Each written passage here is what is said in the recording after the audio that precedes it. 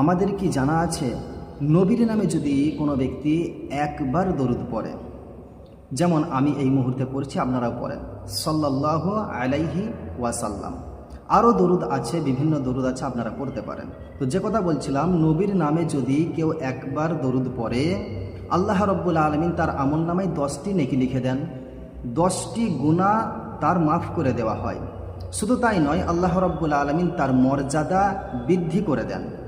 শুধু তাই নয়, এটাও বলা হয়েছে যে ব্যক্তি বেশির বেশি নবীর উপরে দরুদ পাঠ করবে, নবী করিম সাল্লাল্লাহু আলাইহি ওয়াসাল্লাম কিয়ামতের দিন তার সুপারিশ করবেন। সুবহানাল্লাহ। শুধু তাই নয়, দরুদের মাধ্যমে, মানে নবী করিম সাল্লাল্লাহু আলাইহি ওয়াসাল্লামের উপরে যদি বেশি বেশি দরুদ পড়া হয়, তাহলে আল্লাহর সাথে সুসম্পর্ক হয়। সেজন্য আমরা সকলেই বেশি বেশি দরুদ পড়ব। আপনারা ছোট ছোট যেই মাসনুন দরুদের কিতাবগুলি আছে, সেইখান থেকে আপনারা দরুদগুলো খুঁজে নেবেন। আর এই ভিডিওটার মাধ্যমে যদি আপনার কোনো উপকার হয়ে থাকে, তাহলে অবশ্যই আপনি ভিডিওটি শেয়ার করে দেবেন, যাতে করে অন্য ভাইদেরও উপকার হয়। আল্লাহ তাআলা আমাদের সকলকে আমল করার তৌফিক দান করুন।